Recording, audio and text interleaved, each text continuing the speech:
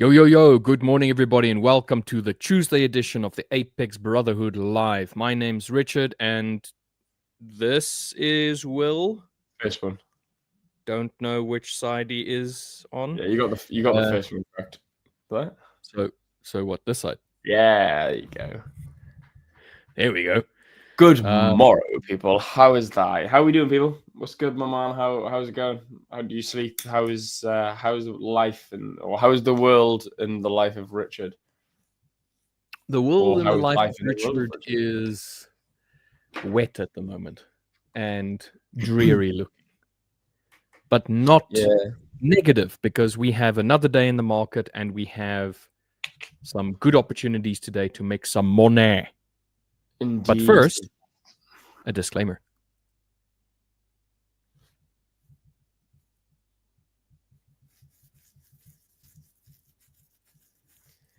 All right, let's get some musicas up in here. Musica. Las musicas. Las musicas. Las musicas. I already have one little win on EU. Very nice. Show us I'm that. starting the day off with a bit of a good run. Flex that shit. Let's have a look, see what you got. Bring it on. Okay, so this was EU on the 5-minute. If I go up to the 15-minute, we were trudging in between these 2 points, really. This is what we were jumping between. Let me just switch that off, then you can see it a little bit more clearly. So we were just hopping between the two. Basically, what I saw was yesterday with the low of London and New York coming back into it, the low point, it just kind of hopped around, but it didn't really look like it really wanted to push lower than this point. And then I arrived at the charts somewhere over here in one of these two little bearish candles. I arrived over here, looked at the slowed momentum, and I thought, well, this looks good. Right in this area, it might want to start pushing up from this point and potentially come and test this upper area. Go down to the 5. This is over here where I arrived. So a little bit of slowed reaction. It attempted to push up. It came back into it. A little bit of more consolidation, and then it pushed lower. Sorry, I feel like I want to sneeze.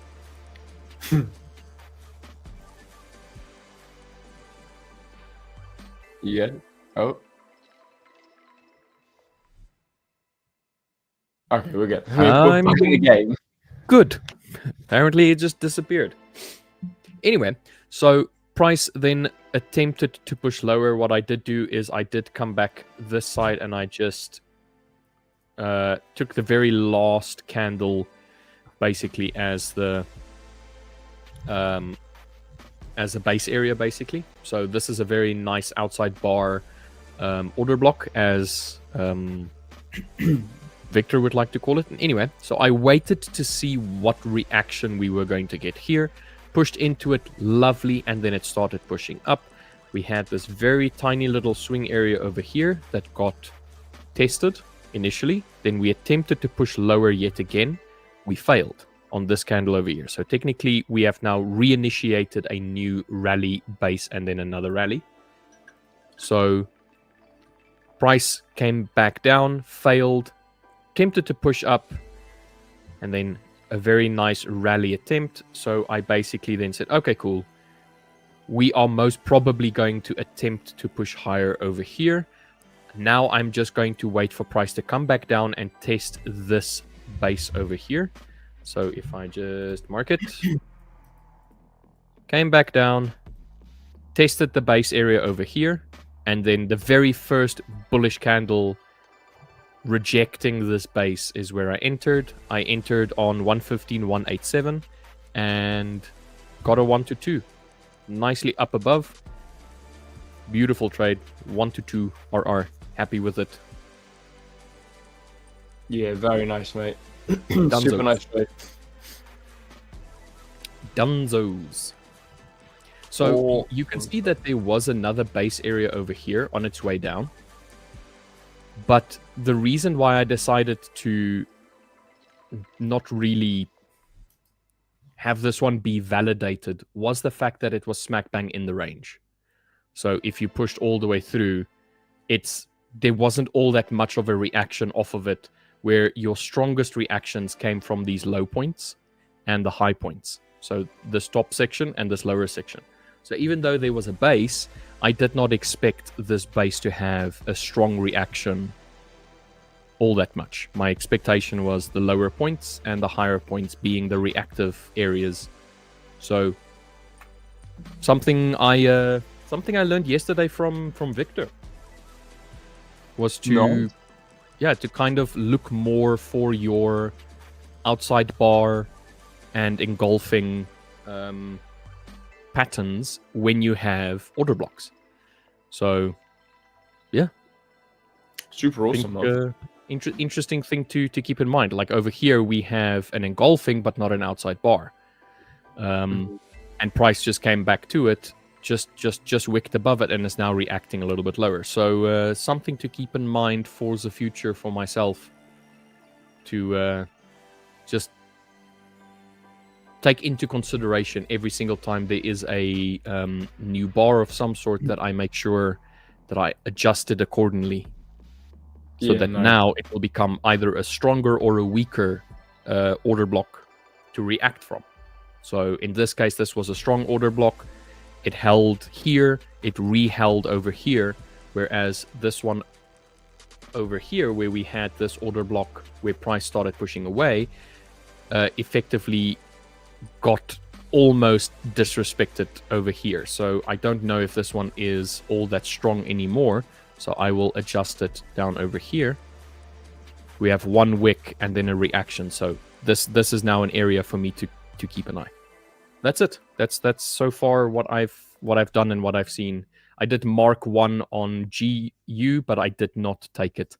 It was roughly the same time with the same movement, but I decided to only take the one trade, which was the EU one. The GU one I marked at the same point when I took the EU one. So not a trade that I took, but more of a forward projecting one. It didn't have, the reason why I didn't take this one is because of the fact that we did not have all that much of a base area that basically got tested. So if that was the base area over there, or if this over here was the last order block before price started pushing up, we were still far away from it. There was nothing to be tested over here. What we basically tested was an imbalance. So something like that. That is what we tested, the imbalance, but I don't trade imbalances. So I can't just enter a trade, even though it looks like it might move in my direction based off of this. It has to come off of an established area in my point of view. So it did not have that established area for me to really test off of. So I wasn't sure whether or not this move that was busy happening here was the initiation of an upward move, instead of it just being a bit of a retracement and then a attempt to push lower. Because, like I said, no established area for me to test off of. But I marked it in any way. That is just something that in the future, I can always go back to imbalances and say, okay, I have something to look at potentially in the future to see if there is some sort of movement off of imbalances that falls in line with my strategy. Yeah, nice. That is it. That's cool, man. Nice little win. That's awesome, mate. Yeah, I did get a NAS trade last night as well.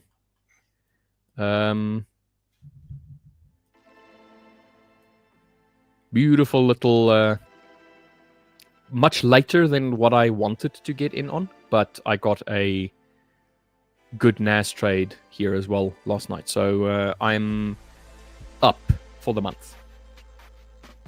Well, not for the month, but for the week, I mean. I am up for the month, but I'm up for the week so far.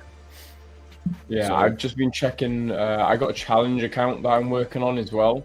I've just checked now. and I'm actually at new equity highs on that. So I started it about a month ago. It's linked to the trade copier, and I'm 3.782% up on that. Nice. Yeah. This NAS trade was a very similar idea, but it was more of a rally-based rally. If I go over to the 15-minute, you don't really see the rally. The rally is down here, so or the rally, you don't really see the base. The base is very high. So I went down to the 5, and I waited for price to basically show a bit of consolidation and then a break, because I missed this entry over here. I wanted to get in on this one. So nice push, attempt to push lower, and then a continuation higher. Missed it, decided, okay, I'll wait a little bit longer. Price consolidate. This is like large scale consolidation. Like it's a larger bracket basically. So if I just take the wicks of that whole area, but I decided to just take the body of it and to see how it reacted on the body. Started pushing up higher, and then I decided, okay, if it's going to start going from here, I want to be in this. So I entered over here, took a little bit of drawdown, and then it eventually started running up. But I wasn't very happy with this entry because I entered a little bit late, or at least I entered later than what I initially intended to enter on. So I basically entered when the top of the wick got broken, and then it didn't wait for the candle to close, and then just entered basically. Whereas if I wanted to enter ideally, so I just need to, I'll just mark another one. I would have either wanted to be in on this candle over here, basically this one, or that candle over there, the one right next to it. And then I would still try and make my NAS 1 to 2 trade as an example. So, but anyway, that was it. That was my one trade last night, and then the trade that I took now this morning on EU. Nice. What are you looking at? I'm just looking at my gold trades from yesterday. And every single one of them. Do you remember I said I had that 5 RTP? Yeah. Every single one of them would have hit a full TP. I could have banked about £1,500 last night. Why didn't you trade them? Oh, because like I said, it was a 5R trade, and I don't trade 5R risk reward. It was nice. I had the backing. I had the idea that price was going to reach that level, but I didn't have it in my head, or it's not part of my plan to be trading a 5R trade. So I traded what I wanted to trade. In fact, I've just posted it in Discord now. Yeah, so I traded my my trade as I wanted to, but it wasn't. It didn't hit a 5R, but it could have. It hit the level I wanted it to. So I called out $4,101 on price point on gold, and it hit it very nicely. But like I said, it's not in my plan to hold it to that level. So you did not have conviction in your analysis? No, it's not in my plan to hold it to that level. I hit my 1 to 2 in the end. I think I risked overall, and I just took out the trade. I thought, yeah, this is nice. I did take out slightly early on one of them, if you remember from the live stream. Yeah, the one that you took out for, I think it was just over $100, and then you took another one on the second live stream. Yes. So the one that I took out for just over $100, that I was happy with. I thought, you know what, momentum's a bit dead. I'm happy taking out of this trade. However, the one on the live stream I thought was a beautiful trade and a perfect reason to take out. We pulled all the way back after this engulfing. Oh, hang on, let me bring your chart up here. Yeah. So we had this nice bull candle here. We broke and closed above this, and then we double wicked, and then had a bearish engulfing candle right under the wick of this bullish candle here, and then we actually came down. I thought if we close below this consolidation zone, I'm out. I was like, that was my discretionary stop loss. So my discretionary stop loss got hit, but it didn't validate this discretionary stop because it didn't close. So I thought, okay, look, you know, it's been hit, it's been triggered, but it's not triggered me enough to say, right, get the F out. So I thought, okay, let's hold it, let's see what happens. It, you know, just piddled about a little bit. And then we broke and closed above. As we broke and closed above, we moved higher, pulled back, moved higher, pulled back. And I thought, is momentum going to die here? Is this where momentum's like ending? So I thought, screw it. I'm like over $100 up. I think I was like 130, 150 bucks up. So I thought, screw it. Yeah, I'm going to close. Closed it. I thought what I want to do now is see a break and close above this line here. If we get a break and close above this line here, that shows me there's validation to continuation upwards. And then I thought I'm going to wait for a retest back into this level here, and then boom, continuation up. Now we did get that break and retest here, but it was too late. You know, I was out of the markets by then, and then boom, we had that full move to the upside. Nice. Yeah, so it wasn't in my plan to hold all the way up to this level here, even though it would have been super nice. But, you know, coulda, woulda, shouldas. There's no point in dwelling on things that could have been nice, would have been nice, should have been nice, because at the end of the day, yes, it could have, yes, it would have, but it shouldn't have been, because it, like I said, it's not in my plan. My plan is for 1-to-1s to 1-to-2s. Got a nice 1-to-1. I was happy with that. I took out, so awesome. Profit. Let's have a catch up with chat then. Yes. Good morning, MGN. MGN first in as always. We've got Annie Forever. Good morning, Annie. We've got Evan Bourne. Good morning, chat. Morning, guys. Good morning, Evan. It's good seeing you again, my friend. We haven't seen you in a minute. We've got Quibus Goosen. Good morning, Quibus. Quibus saying it feels like I'm back in London. Yeah, with the weather that we've got at the moment. Where are you from, Quibus? He is from South Africa. Oh, nice. Okay, fair. Yeah. Oh, sick. Yeah. In the wilds. Morning. Good morning in the wilds. How are we this morning, my friend? We've got Bobby Fisher. Good morning, Bobby. We've got Unbiased Trader. Morning, Unbiased Trader. We've got Zix. Morning, all. Good morning, Zix. Asking, did anybody else take a GU buy this morning? I did not take a buy. I did mark one out, though, but did not take it. And then Unbiased Trader. Would you advise to have one account for all strategies or different accounts for each strategy? Good question. That's a great question. Honestly, one account for all strategies. Unless you trade a complete different strategy. Like, if you're, and what I mean by that is a strategy for a different style of trading. So I have a swing trading strategy and a intraday strategy.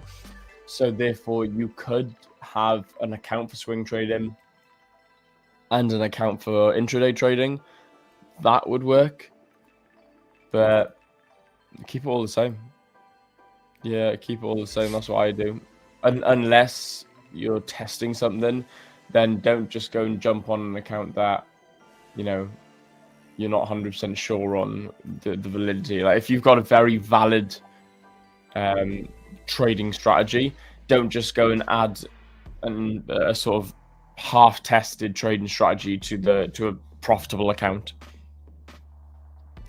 So, in my opinion, there's technically two approaches that you can have for managing an account. One, or this specific question rather.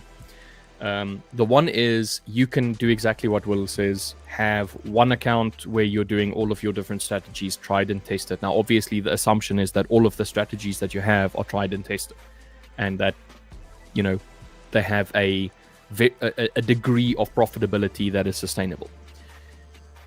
That with that caveat. So you can have one account with all of the strategies. So let's say you have an intraday strategy that you're following, and then you have a swing strategy that you just come and have a look at like once every few days, that kind of like thing, which is great.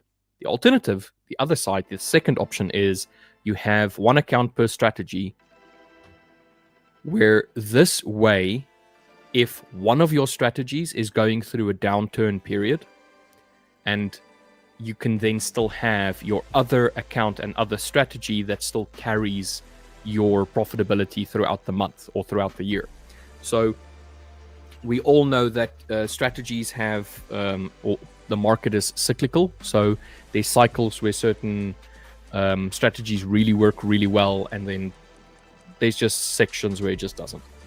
So you can go and diversify your holdings by having different accounts for different strategies, and you trade them like to the letter, exactly how you're supposed to trade that strategy. And then if one of them has a bit of a drawdown, so what, you have your secondary account that can potentially take up the losses that you have. It's the same idea of diversification across assets. So I'm not going to say one is right and one is wrong. I'm going to say that it's an approach that you can take, and I think both approaches have merit. Yeah, of course. You just gotta find what works for you. You know.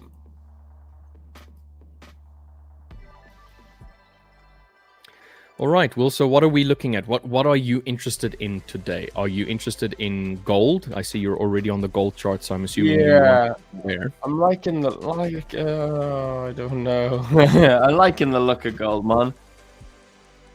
It looks. I'm trying to understand. Are we maybe too high in price?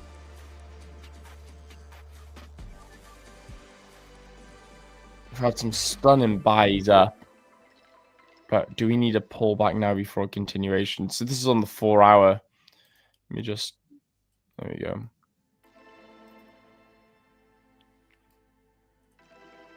Do we need a pullback before continuation to the upside?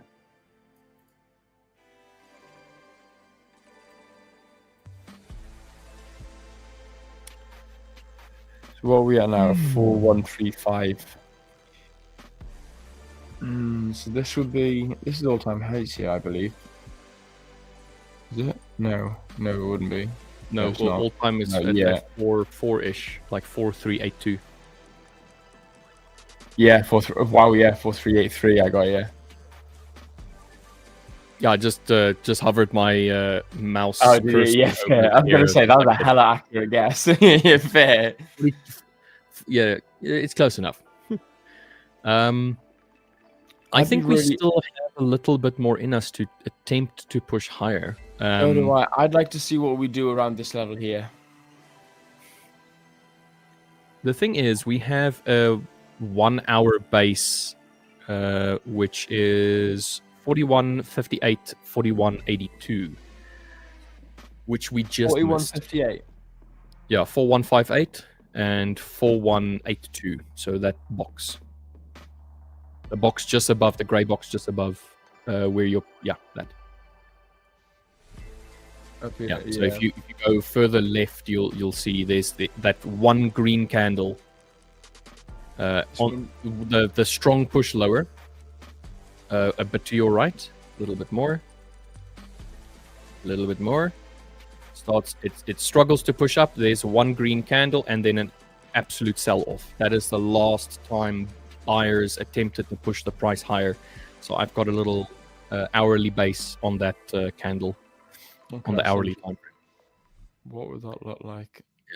Have you gone body to body? Have you gone body or wick? The full candle. I think the full candle, yeah. Okay. Yeah, because everywhere within that time frame, it doesn't matter if it was the low point, the wick, or whatever. That is where price attempted to push higher and failed. After which price started dropping off. So what are you wanting to see for this? Are you wanting to see a breakthrough in validation, or? Yeah, I would love to see price just absolutely push through that, and then come and test 4230 to 4245. So the upper end of that. Okay, the upper end of this box, of this zone here. Yes. So it needs to break past that very first red box that with the double line that you just put now. Retest it and then push up. So it's $100 away from where we are now. So it gives me enough movement Yeah, to trade with break through to give me space for my trade, which would give me about $10 to $20 per fine ounce movement. The only thing I'm thinking is, don't forget, we have got PPI, retail sales, pending home sales, and Richmond Manufacturing Index, all between 1:30 and 3 p.m. High dollar day. It is a very high dollar day. But the question is that news event going to inspire gold to hold longer for people to buy more, or is it going to inspire people to want to take out of gold to move invest into dollar? Yeah. The latter of which I don't really see happening. I don't think people are going to want to de-invest out of gold to now buy dollar because of PPI.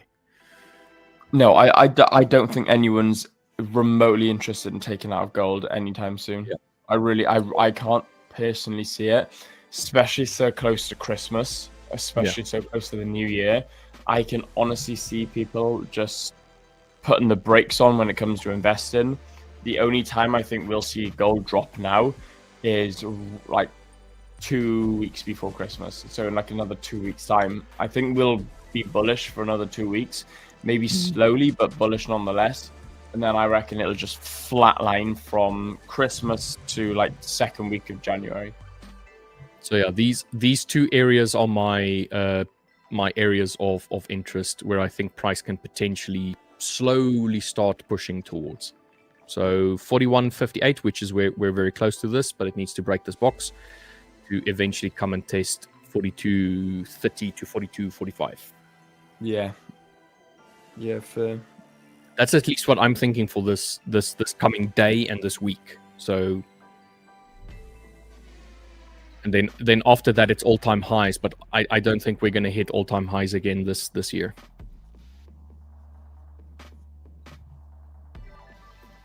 But it's just a hunch. I'd be surprised if we did.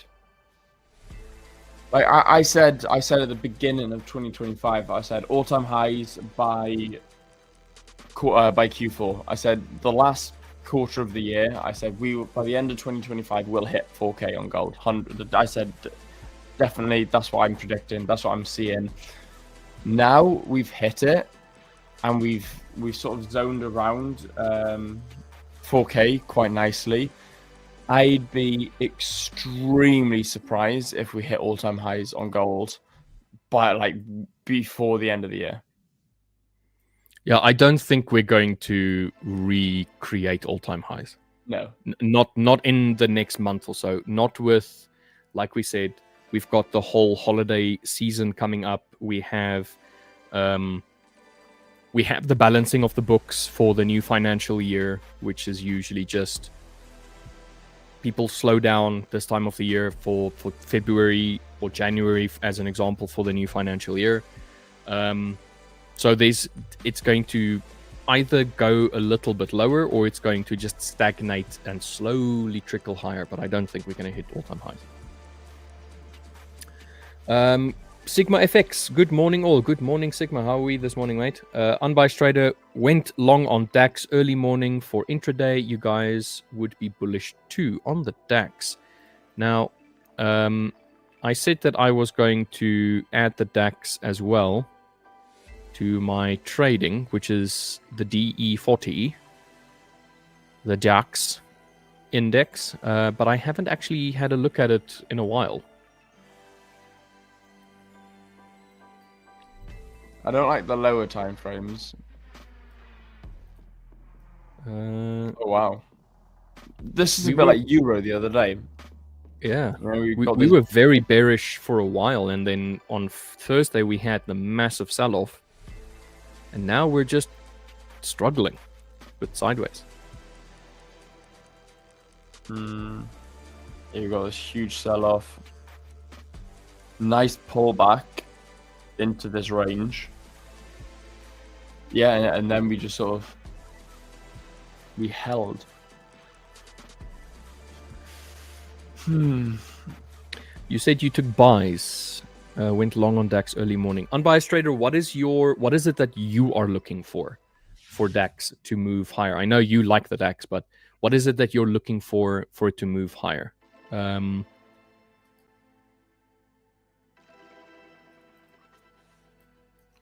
Dude, do you ever wake up and you've got like really sore sort of? It feels like strain in the back of your eyes. Like I'm not tired. I slept quite well, but it's like I got this really bad pain in the back of my eyes and I can't shift it. I'm like trying to massage the back of my eyes, like the top of my eyes. We on DAX on the 15-minute, we do have a very nice like rejection candle on the 10 o'clock time frame, or like 10 o'clock my time, so 8 o'clock UK time. Nice attempt to push lower and then a failure, but then it was immediately followed up by another indecision candle on the 15-minute.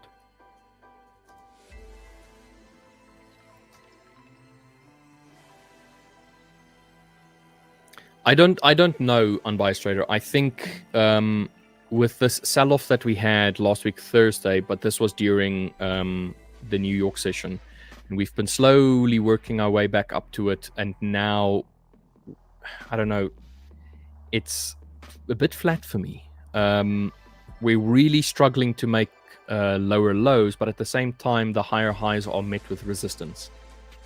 I'm a bit flat on DAX, but also I don't know enough of the DAX to say whether or not this is typical movements. I can see that the Tokyo session is flat overall. For the DAX, I think we're going to have to break 23, 3, 20, 21, which is this level here. I think we need a break and close above that. If we can break and close above that, I think that'd be really nice. Even though it'd probably be a little bit more valid to break and close.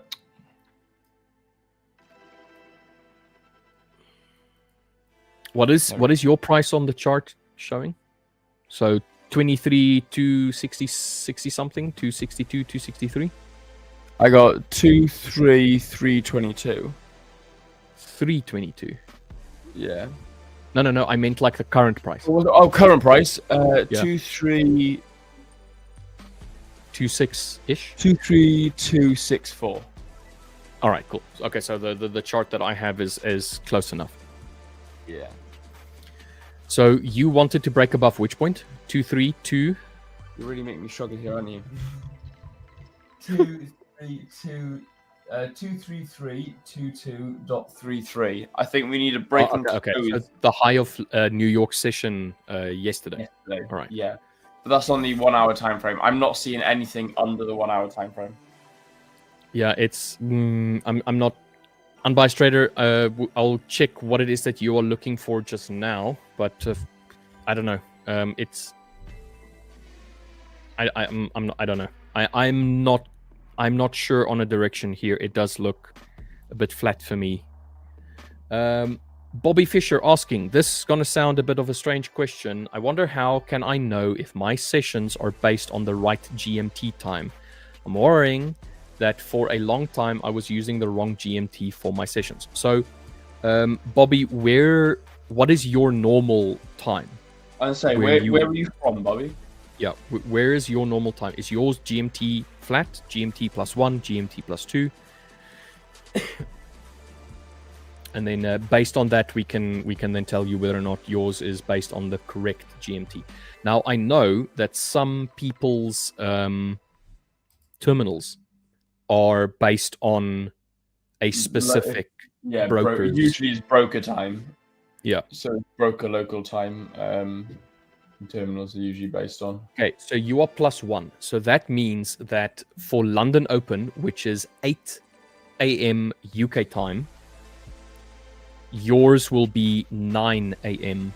your local time, would be the opening of London.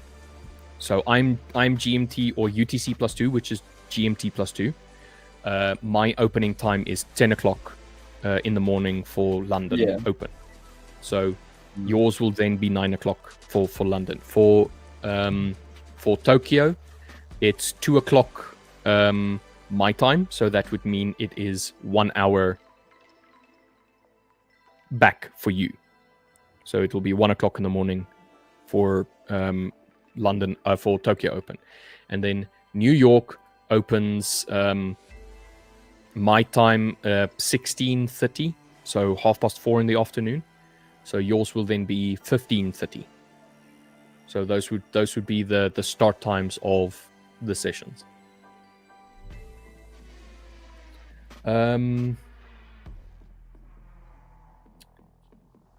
Sigma FX saying, I like your 4158 rich. Okay, that was on gold. Yeah, that's just here. 4158 rich, but looking to short. Looking at gold pullback in the short term. Next year, gold is going to have all-time highs again. I agree definitely with the all-time highs next year. I do think that we can definitely have that. The 4158, that was just an area where it's in line with my base area. And then you're saying, but you're looking for shorts right now, which makes sense because we struggled pushing higher and now we're starting to get a little bit more downward pressure in. We do have a bunch of bases on the 15-minute that we can come and test. There's a base area where we are right now, which is 4113, 4124. And then we have a area of consolidation with a massive breakout yesterday, which is 4088 till 4099. And then from there on, it just trickles down lower. So you can see, there's the base. On the hourly, it's 4100 to 4088. We have this hourly base over here, which is the one that I mentioned previously. And then we have another hourly base over here, which is just slightly lower than the 4088 at 4086 to 4073. But then we have a very nice one all the way down here, a nice big one around 4061 to 4042. So we have a bunch of areas where price can potentially come back to come and test before it potentially picks up, either going higher on the day or potentially just kind of like sticking around that area and then maybe going off again. Yesterday was actually quite a bullish day. So there is a potential for us to come and test 4084 to about 4097.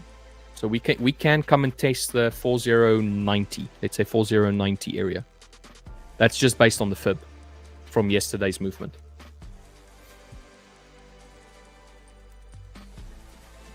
So yeah, that's interesting. I like that idea, Sigma.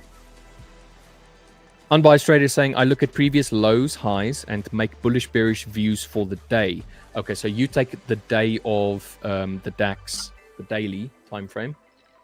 Then you look for the highs and lows. So in this case, this would be the low of the day of yesterday, and this would be the high of yesterday. Go a little bit down.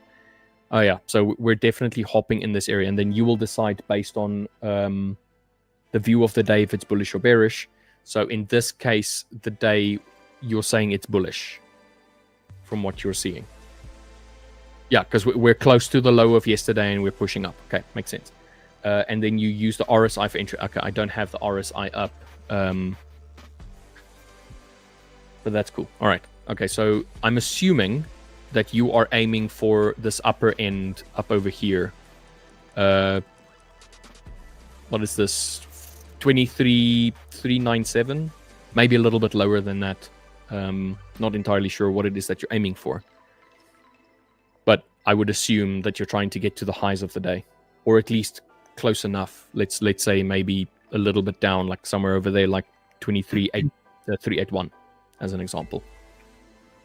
Yeah, seeing Sigma FX comment over here, DAX price can sometimes be 30 to 40 points difference on some brokers. Had problems with that when using copiers.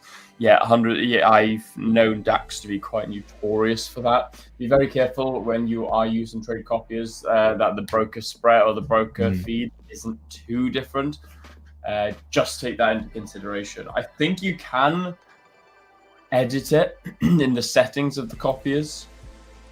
Don't quote me So on what? it. It doesn't take trades if the spread is too high, or if No, the difference. you can make up the difference, sort of thing. You know, like you can say that there's a difference in feed by 20 pips, 20, 30 pips on points. So just be careful if for those who are looking at adding on trade copiers, be careful and make sure that you're adding on correctly. Fair. Hello, Sleeping Beauty. Good morning, all. Good morning, Pooley. How are you doing, Mr. Quiet himself? Where have you been? You are 42 minutes late, my man.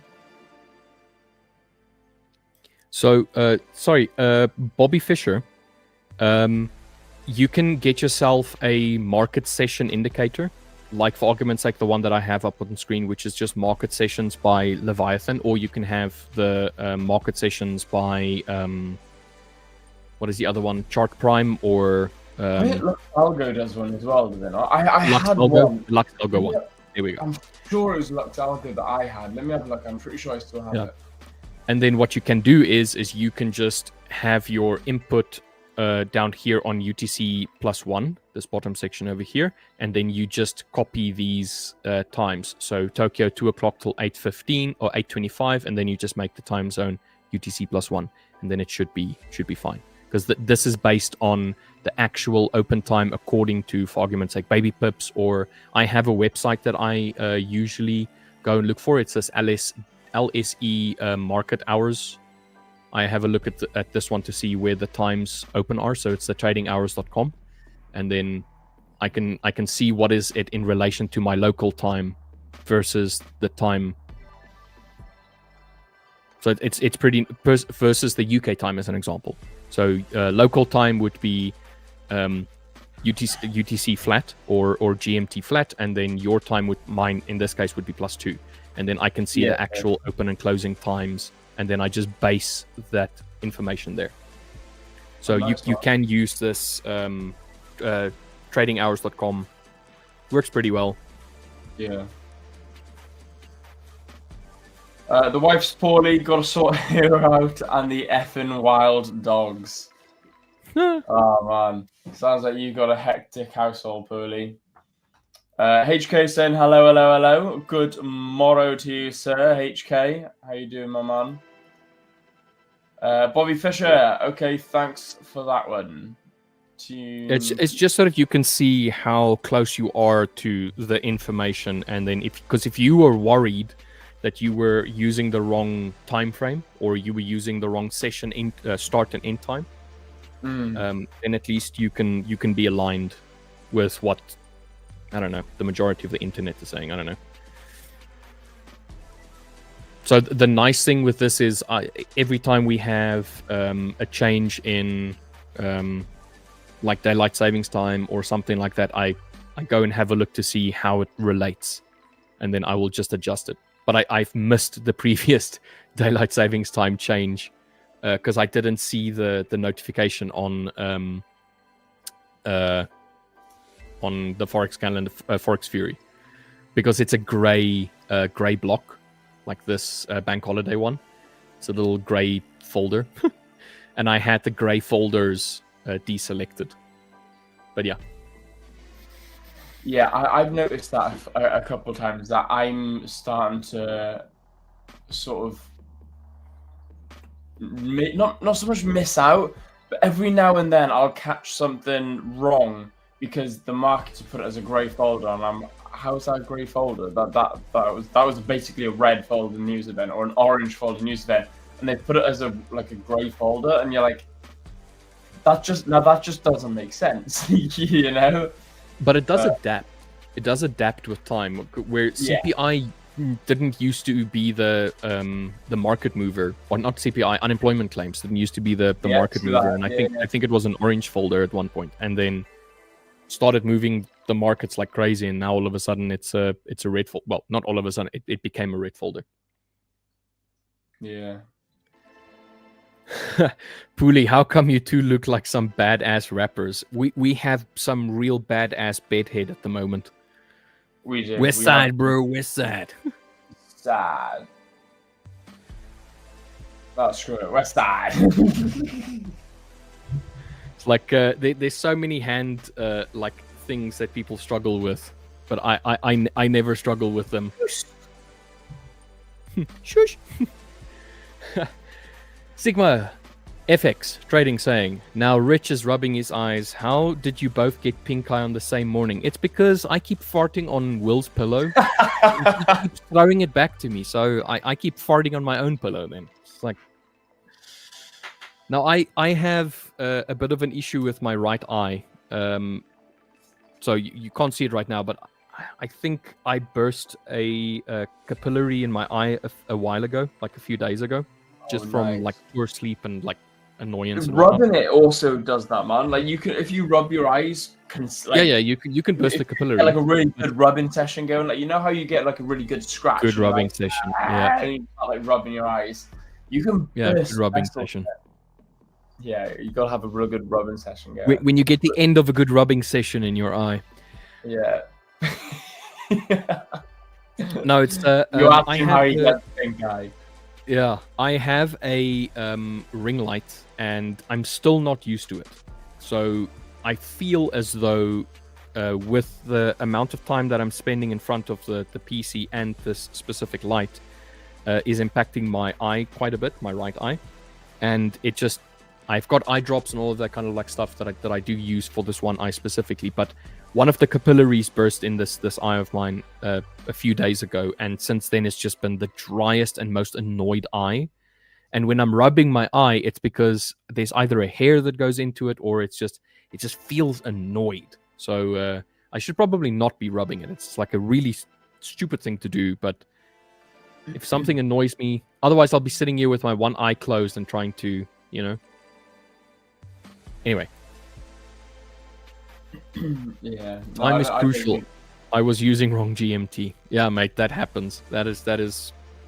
Thing is, like you said, you know, that happens, man. You know, I say to people all the time, mistakes happen. You know, my missus is a big perfectionist as well. She beats herself up when something goes wrong. She's like, something's gone wrong.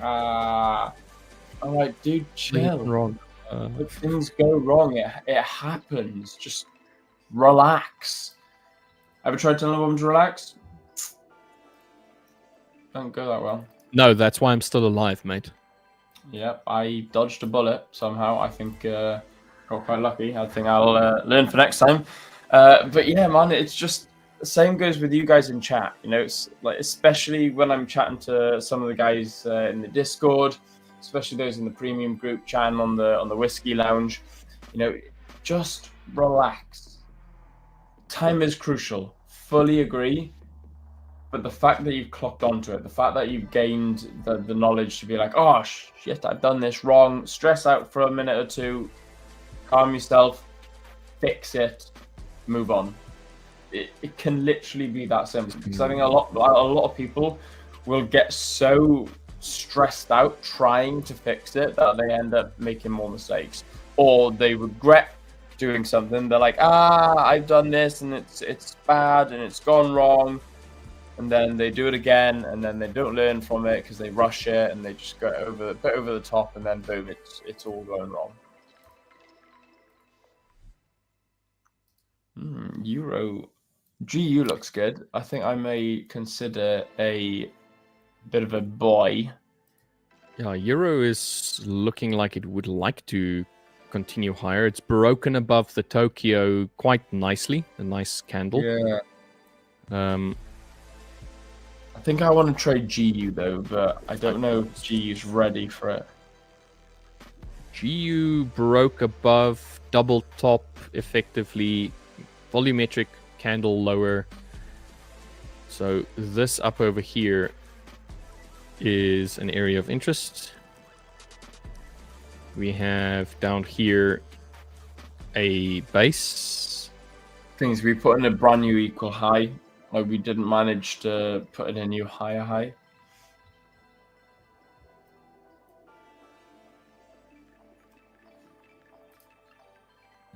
We even wicked above the 20th of November's time. Highs. Sorry, not time, highs. Mm.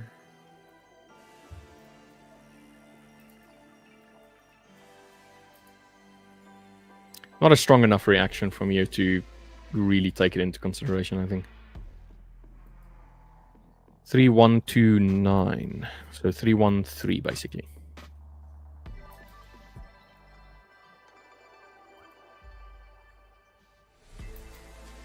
Yeah, very close.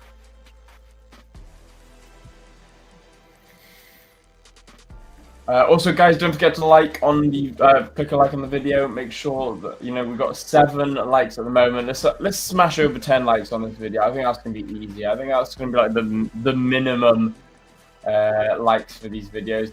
We're 1 subscriber away from 100 subscribers. One, nice. That's super cool. So if you are new here, make sure you subscribe to the video. We are 1 away from 100 subs. And make sure that you click a thumbs up on the video. Let's get those likes up to a minimum of over 10 likes on this video. Dude, on the Fiverr stream yesterday, we got 370 likes. No way. That's so close, man. We got so close to 400, mate. So close. That's so close. Well, it was 352 when I left. Yeah.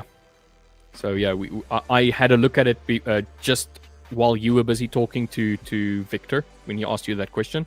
Oh, yeah. 270. Dude, that's insane. That's super cool.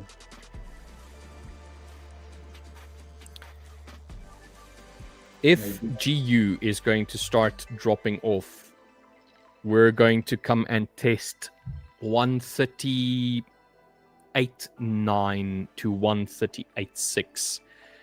If we start like absolutely losing all momentum. Obviously, we need to break lower than this last base, but we also have the lows of Tokyo,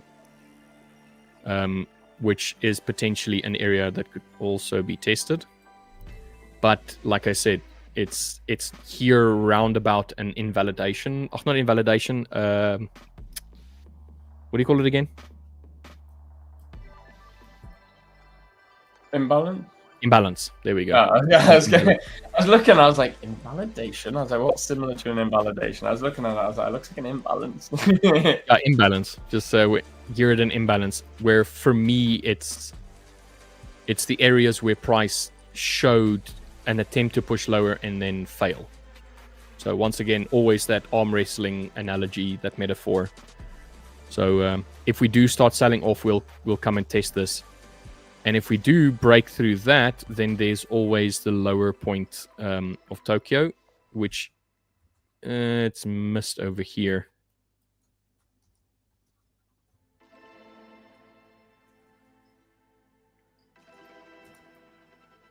Oh, there's a deep one here at 130.46. But yeah, we'll see what GU does. Right now, this double top is not great in my opinion. I don't like this very much, especially with the very volumetric bearish candles that started coming in relation to the previous ones.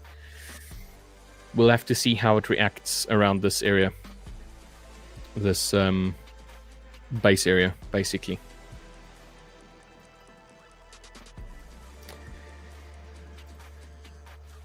Mrs. Pooley is officially the 100th subscriber. Thank you very much, Mrs. Pooley. Let's refresh. Definitely the better looking. Way, love it. Officially 100 subscribers, guys. Thank you very much. Thank you, Mrs. Pooley, for being ill in bed. You absolute legend. We do hope that Gregory is giving you a nice bowl of soup. And a nice little scone for your breakfast. Giving you breakfast in bed. Scone and tea and scones. Oh, yes. Oh, beautiful. I can't beat a little bit of tea and scones in the morning. Tea and scones in the morning. To be fair, water. Water with some tea and scones in the morning.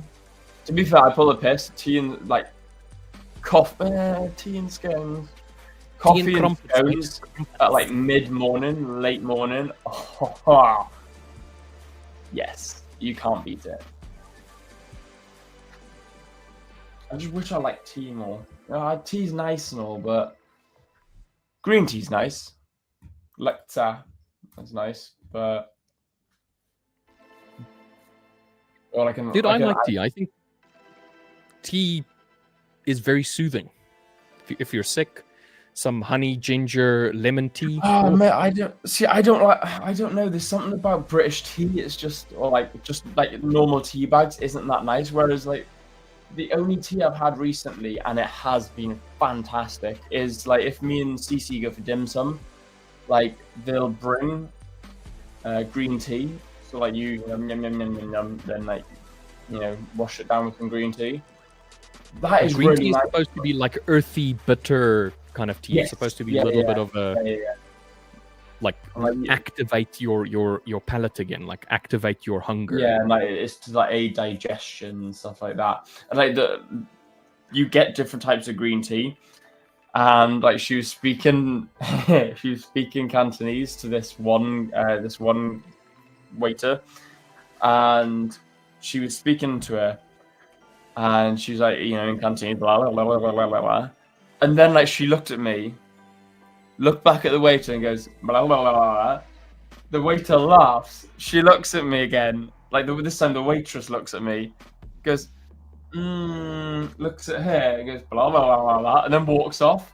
And then Cece was laughing, and I was like, "What the fuck's going on? What are you laughing at?" I was like, "Cece, what are you laughing at, man? What's so funny?"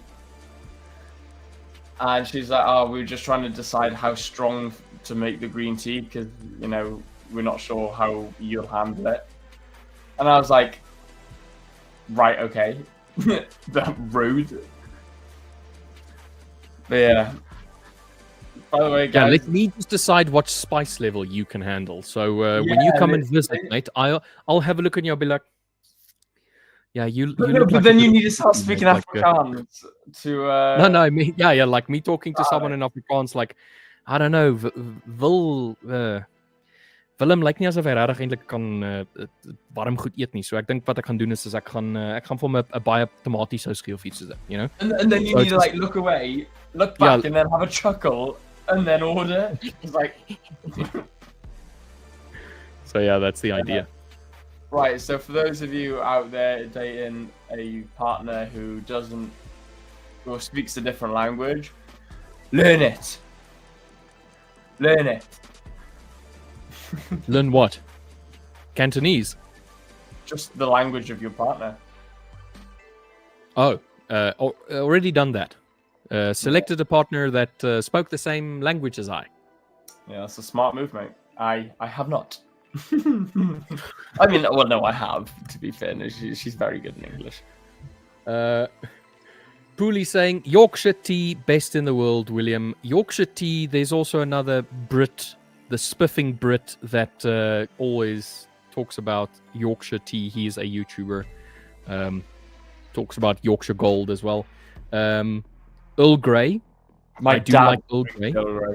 Yeah, my dad has Earl Grey black, and that's the only thing he drinks. He won't drink anything else. It's Earl Grey black or squash. Like during the day, that's all he drinks. Evan saying Earl Grey is not that bad, but you only get a ooh with typhoon. Oh my god. Wow, dude, I haven't seen that advert in years, man. You get Zix saying missed my GU sell limit by 2 pips. Oh mate, that sucks. Oh, unlucky, man. That's unfortunate. So you were just up over here.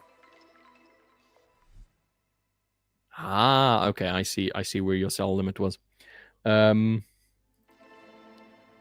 His sell limit was over here. Ah, yeah, fair. Nice. Just missed it. So 29, so it would have been 31. Well. On to the next one, my man. On to the next one. Yeah. Can't beat a good Yorkshire tea, Pooley. You're right, bro. Mine speaks Scottish, Haven't got a Scooby, what she says most of the time, thankfully. Dude, my stepsister married a Glaswegian, and we were back when we were kids. We'd speak to him, and he'd just reel off whatever the hell he was trying to say, and you're like this. What do you say? Why are you like this? What you asking? Yeah. Why? Why? Why? Why are you like this? Yeah. So Pooley, why do you hate conversations? Yeah. Why do you hate us? If you don't want to talk to me, you don't have to pretend to talk in an accent no one can understand. Just don't bother talking. You can just tell me. Send me a text. Send me a message. Send me a text. Write me a letter saying I don't want to talk to you. Yeah, there you go. I'll leave you alone. Oh man.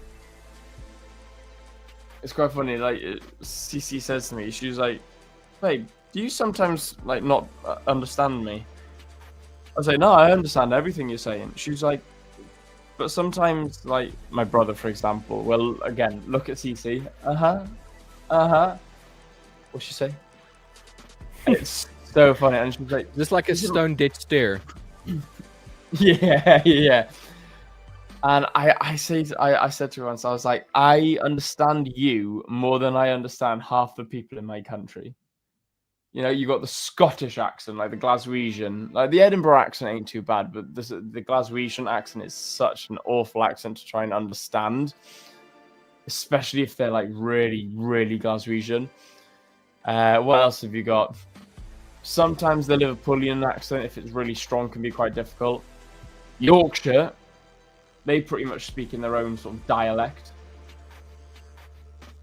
Some places in Wales, like the Gogwalians, they're just, unless they actually start speaking Welsh to you, then I mean, good luck with that. But even I can't understand Gogwalian Welsh.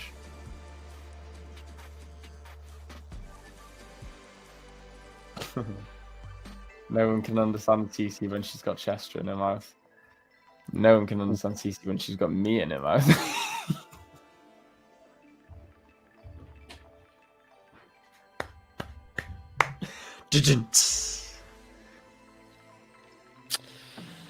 Yeah, I can't have that on the stream anymore. Kind of feel like that was, valid as well. I kind of felt like I deserved that one. It's like one of those where you want like a digital high five and people are just like, why are you like this? Yeah, like, any of my boys over here? Anyone? And everyone's just like, and nobody's like, okay, fine. Come on. Self-five. Everyone's just looking around like, why would you say that, Will? Just who invited you? No.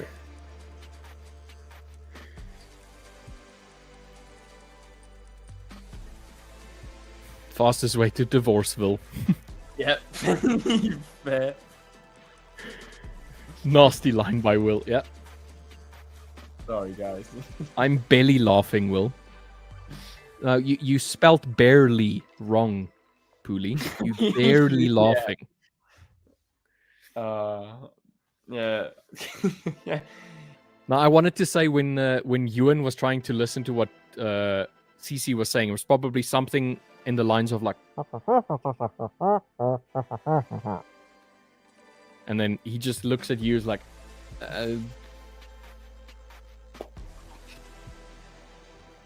yes. I'm gonna finish my joke there. I'm ahead with my joke. I'm not going to devalue the conversation anymore. You do love Cece, so be careful. I was thinking more Cece loves me.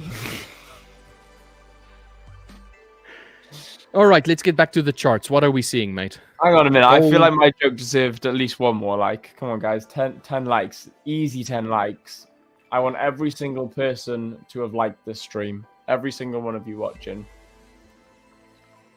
Gold has pushed into the 15-minute base, breaking the Tokyo low at the same time, but it immediately started pulling back.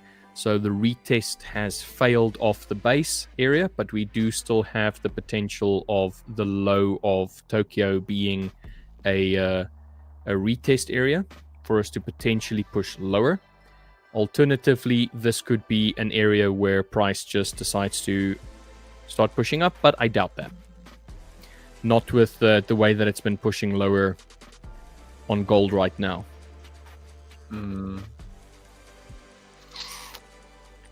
Gold, I have decided to only trade during the New York session in any way. So I am just looking at... NAS and gold is my New York session assets. So I only look at pound and euro during the London session for trades. And then I will also kind of keep an eye on the NAS, because there's sometimes some nice movements. I can catch some rally-based rallies, drop-based drops, but they're generally weaker in relation to the rally-based rallies on the New York session. So when the New York session opens up and starts moving, it moves parabolically in that direction, where during London you can have a bit of a break and then immediately just takes all of it up again and then just trudges around and then eventually gets its footing. So New York session is way more directional. Looks gooder when it looks gooder. Damn, looks gooder when it moves. It looks gooder than that does. Gooder than that. But where during London session you can get some nice moves, but it's if you're on the wrong side of it or you get into it too late, like somewhere down over here, then it can really punish you. So like I said, every now and then I just keep an eye on or throw an eye towards NAS. I'm really, really falling in love with the NAS. Not going to lie. The NAS 100 has been treating me very well recently, so really been enjoying it. And especially over the fact that 0 commissions, mate. A little bit of slippage, a little bit of spread. That's fine. No commissions. Love that. True. Love it. Yeah, there is no commissions when it comes to indices, which is nice. People wonder why there are no women in the Apex group. I was wondering about that in the wild. Yeah, that's not true. By the way, you're back to 99. The wife has just unsubscribed after Will's comment. Will, you're costing us subscribers, mate. Sorry, Mrs. Pooley. Just How are you to gonna make it up to her? that. Huh? How are you going to make it up to her? Okay. We might just lose more subscribers if Will was about to say what he was about to say. That close to saying something, but I thought maybe I shouldn't. I thought you were going to take your hat off and put it across your chest and say, I humbly apologize for my insensitive comments, Miss Pooley. I was going to humbly do something, but it wasn't apologizing. Then it's not humble, mate. And I ain't humble. Nice. I'm flat at the moment. I'm waiting for a reaction on EU and GU at the moment. GU, I don't like GU at the moment. GU has been... No. I think I'm starting to like EU. I do. I think I do. But yeah, no, I feel like EU has a little bit more in it when it does move, where GU, it gets a move and then it just, the pullback on that move is just as large as the move itself. And yeah, I don't really want buys for GU because of how weak GU is at the moment. I would want more sells, but when we're getting sells, it's like if we just look at yesterday, like the sells was weak, then we got a really nice buy opportunity to the highs of London, and then an absolute sell off again, and then it's just sideways. Like all of this is just sideways to me. It's ugly.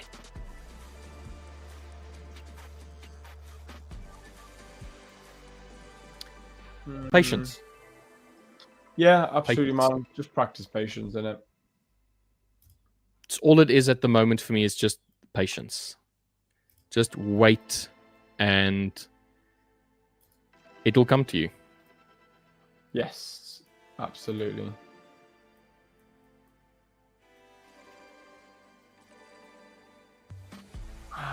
I don't know what I like. I don't know what I like most. You had a nice pullback on gold, but I'd like to buy somewhere around here. The 15-minute just doesn't look appealing enough. Neither does I the think I'm going to 5. try a buy on EU from here. Yeah, I really like EU, but if you move up onto like the 15, then we're just seeing wicks. So the 15s worry me a little bit, but on the 5-minute, I would love to be buying an EU. It's just not got its higher time frame confluence. Gold, I love the idea of buying. We've come down into a really nice area. Like oh god, what happened? Like we've pulled back nicely. But I don't know. I don't think it's ready yet. I think if anything, we may actually see continuation sells. On EU? No, on gold. Oh, on gold. Especially looking at the 5-minute. You know, 5-minute, we've got consolidation, drop, pullback. And it's a really bearish close as well to the downside. 1 more minute for a close.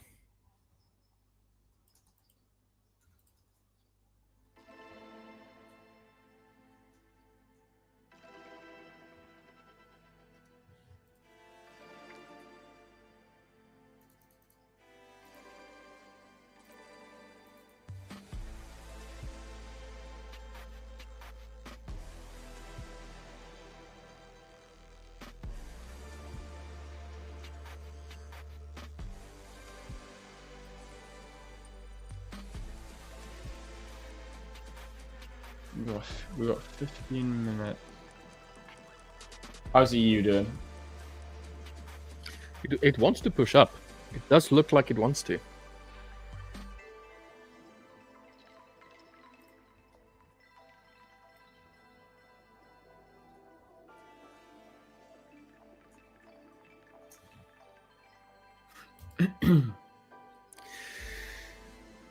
I'm going to wait for another rally candle. So rally, base, rally, base, rally. I'm going to wait for it to base and then try and push up from there. Because right now, we're effectively making a bit of a channel. So one little base area over here, and then a continuation, and then I will aim for this upper section over here, or maybe even the highs. But it does, oh man, it does look nice for a buy. Just waiting for the little bit of a retest. Not a retest, but like a base.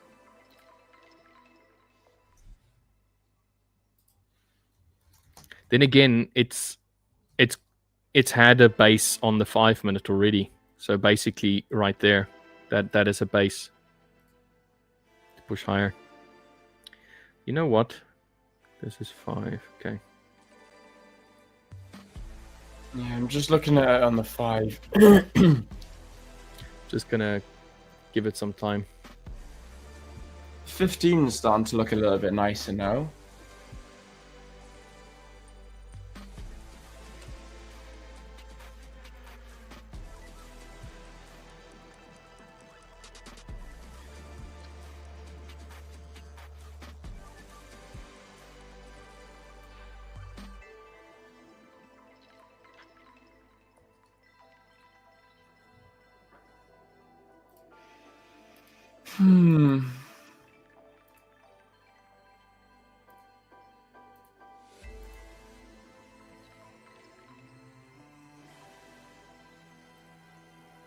we're breaking higher on the euro.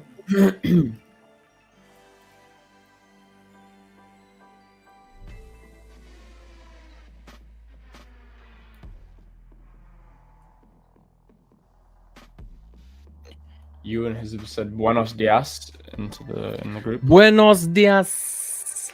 Buenos dias. Buenos dias, Ewan. Buenos dias.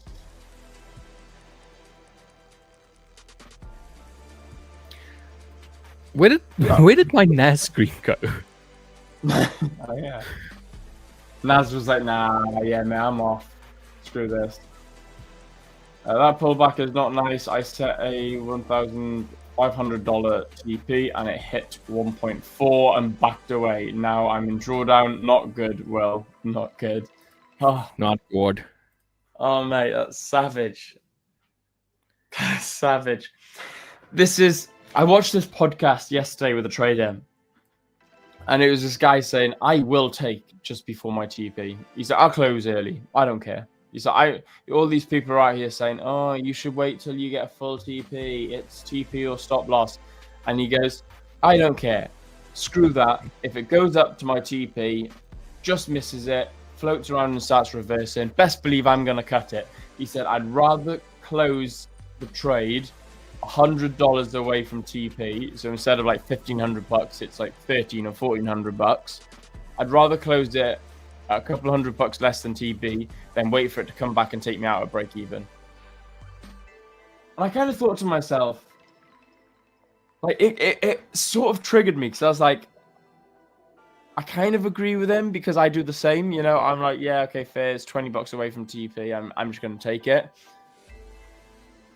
But then if you're going to take it $100 away from TP, and then the next week you're going to take it 200, and then 300, and then you're just encouraging early closing.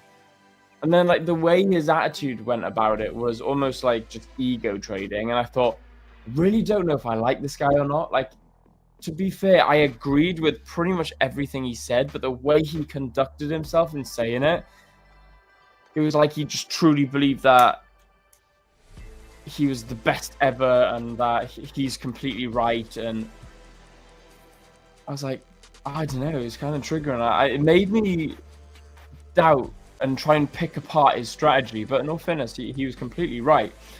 So building on that, Evan, what's your thoughts on taking out a little bit early? Like, why wouldn't you have taken out at 1.4 instead of 1.5? Could you see the reversal happening? Or was it one of those occasions where it just went up, stopped, and just dropped? Same here, but I'm sat watching this chart. The chart, what? This, not the chart. Watching this, not the chart. Yeah, fair. So hold on a second. Are you blaming us for drawing your attention away from the charts? You know, in fact, hang on a minute. No, shut up, Ghetto. I've seen your setup. You got 2 screens. Yeah, and it's a big screen. Yeah, you got no excuse, man. You're blaming us. Okay, court's in session. Hit that gong. Hit that gong. Court's in session. Where the hell's the gong gone? The gong's gone. Gong's gone. Don't tell me the gong's gone. Gong's not gone. Evan. Why is that gong did not follow his plan. And on top of that, blames the live stream for his failure. No accountability. No accountability. You plead guilty based on the fact that we say you're guilty. I don't give a shit how you plead. You're guilty. So, with that being said, Will, what is Evan's punishment?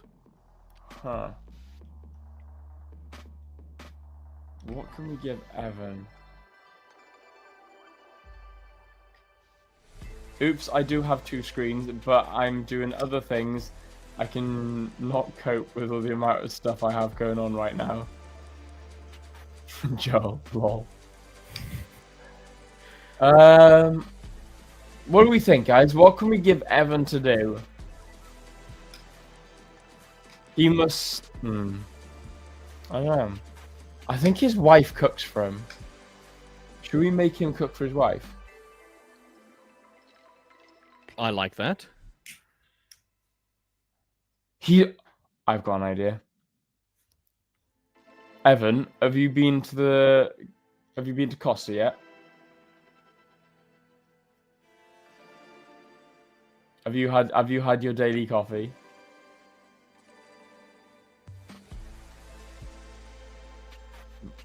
I'm waiting for a reply. Which one should we make him do? Should we make him not yet? Okay, good. Right. Do you admit that you've stepped outside of your rules? And then blame the Brotherhood for it. And then blame the Brotherhood for it. Well, I mean, no, technically he did follow his rules. He's just blaming us for it.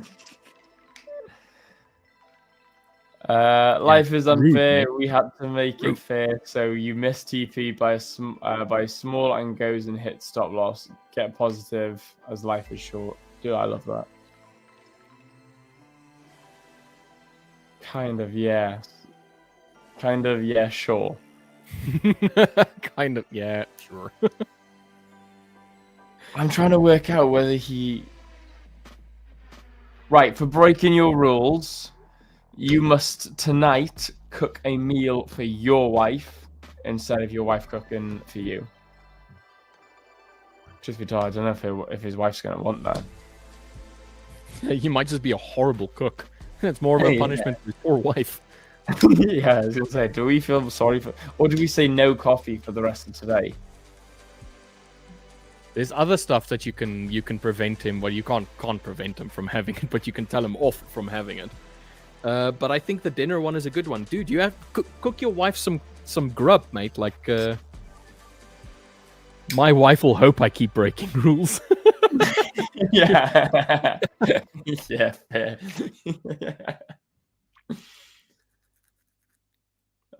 Eggs for dinner. Do you have egg on toast? That's true. No Costa will hit harder. I know how Evan loves Costa. The thing is, did you really break your rules, or were you just pissed off that you tried to blame us? You know what? Screw it. You tried to blame us for distracting you from the chat. So no coffee, no Costa for the rest of today. I see you glanced over this one, Will. Welcome to World Punishment. Yeah, I could see in your eyes. I could see in your eyes that you were going to ignore this comment. I did my punishment, man. My punishment. You did half of your punishment.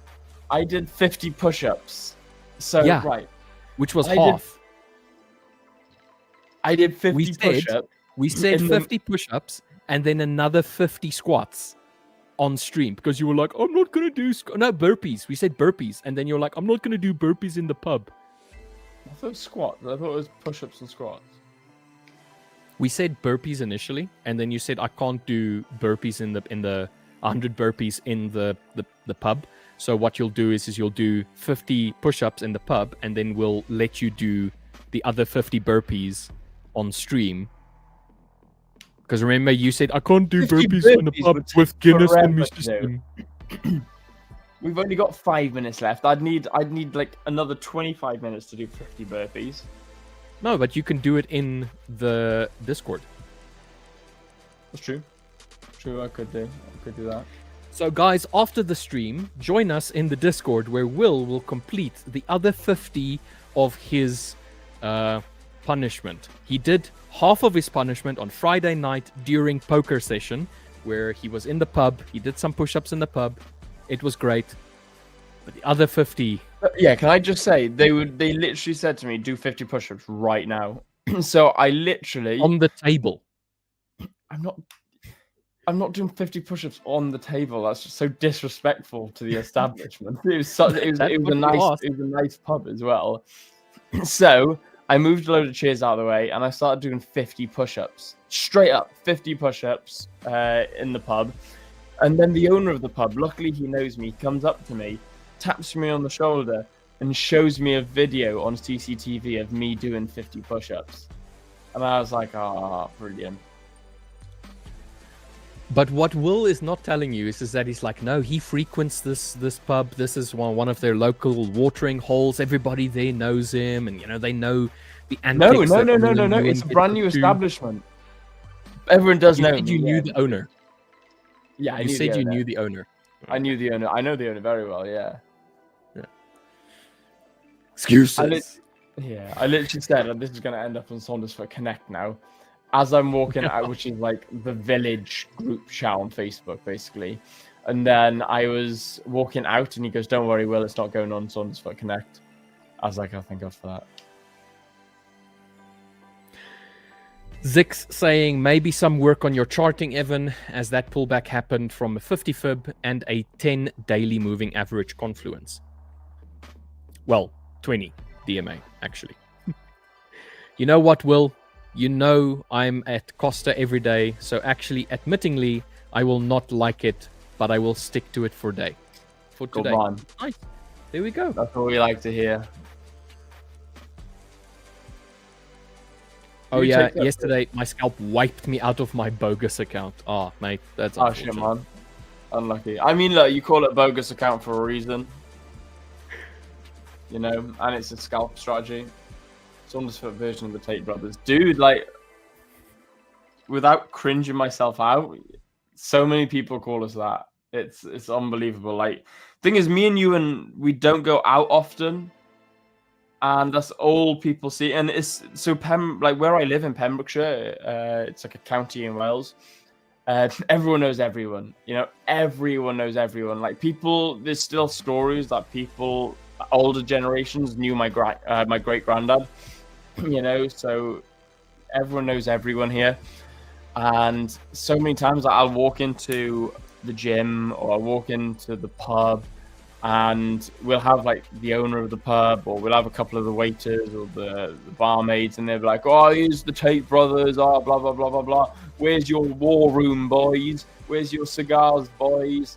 And they're just pulling the piss, but the fact that the joke's there, I don't think it's really a compliment, though, Will. No, fair. I mean, hey, look. What colour's your Bugatti? Dude, don't ever become like one of the Taint brothers. Don't. Just don't. No, you're much better, but like don't conform to that like bullshittery. We have somebody new in chat. Starboy R2MAN. So is that Roman? Starboy Roman. Hello, what's up, guys? Yo, what's good, my man? How's it going? Good to see you in, bro. Hit the subscribe button and make sure to like the video. And all the links are in the Discord, in the link below. All the links are in the description below, including the Discord. So get yourself in it. My old boss is from Pembrokeshire. No way, Cobus. Where were you? Where are you living now? Then are you? Because you said this reminds me of when I was back in London. So are you out of the country, or are you in the country, or? Let me know. That's super cool, man. Also, let me know what you do. If your boss is from Pembrokeshire, that's super cool. Good man. Awesome stuff. Good to see you. Oh, this was in Qatar. Oh. Working in Qatar, but the boss was from Pembrokeshire. Okay, yeah, you're back in South Africa now. Okay, so this Euro trade is not going well. Bit of a pullback, making sense. Did get in very late. Should have waited for this, didn't. Chris Hudson. I saw the name Chris come up, and I was like, no shit, I actually know that name. And he works in Qatar, but it's the last name I didn't recognize. Let me have a Google. Maybe it's not the same person. No. I do recognize the name though. Let me have a Google. El Goog. Let me have a goggle. Dude, there's loads of Chris Watsons. I'm assuming it's a very popular name. Apparently. Okay, I'm not friends with him, so I can't. I don't know. I don't know. I give up. I don't care that much about Chris Watson. Sorry, Chris. I don't care about you.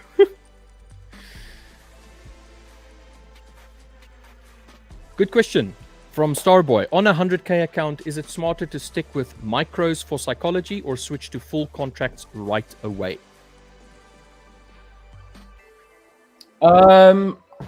It depends on your psychology, I suppose. So if you're comfortable with full contract size, then yeah, 100% go full contract size. If you're still a little bit if, buts, and maybes, and you're not quite where you want to be yet, or maybe full contract size, maybe you don't want to lose 1% per trade, maybe you don't want to lose $1,000 per trade, then be careful risking a full contract size. Maybe lower your risk, but it all depends. Look, we all want to make big money, but we don't want to risk big. So just work on understand your own psychology. How much do you want? How much are you comfortable losing per trade? And if you're not comfortable losing $1,000, then don't go full contract size. Go don't half. $1,000. Yeah, exactly. Go half and lose $500. If you're not comfortable losing $500, risk $250. If you're not willing to lose 250, go 200. Go 150. Go 100. If you're not willing to risk 100 on a 100k account, go back and test your strategy, because by the time you can't be comfortable losing. You got to be comfortable losing something. No risk, no reward. Yeah. But also never risk more than you can afford to lose. So if your 100k account is something that you don't want to lose, you're going to go into it with a I don't want to lose this account mentality, and that's going to be like, oh, if I lose this is going to be the end of the world. You're putting that psychological stress on yourself. And it's going to be the same with every trade that you take, where you're like, oh, I can't risk $1,000 because if I lose this $1,000, it means I'm losing the account, that kind of thing. So always kind of sit on the idea of, if I lose $100 in this trade, I can afford to lose this 100. It's not a problem. So kind of look at it in that sense as well. If a micro contract is $100 for you and a full contract is $1,000, I would start with the micro contract and then see where the comfortability lies. Because if you've got a 100k account, you've got 10k to play with. And if you're willing to lose $1,000, that's 10% of your drawdown. It's 10% of your 10k that you're going to lose. Where if you go to $100, it's a lot less. That's 1%. That's interesting that you say that, because I'd be the opposite. I'd risk a full risk. And if you enter a full contract size and you realize that, oh my god, I don't want this to hit stop loss, then it's like, oh, okay, look, you're clearly over risking.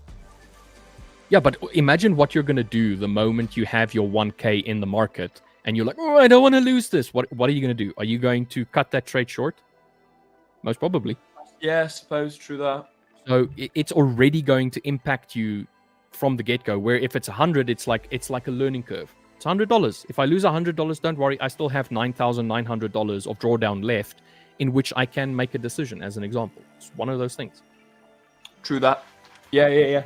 I suppose. Anyway, with that bombshell, we have come to the very, very end of the stream. Thank you for everybody who has joined us. We really appreciate your questions, your banter, your engagement. We would love if all of you would drop us a like if you haven't already, subscribe, share it. Share it with anybody that you think might enjoy our banter and absolute silliness this time of the morning. Everybody else, we will be heading over to the Fiverr stream this afternoon in about 2 hours' time. Do go and join us there. Myself and Will have our own little segment on the Fivers. Today we will be joined by Griff, who is a swing trader every Tuesday.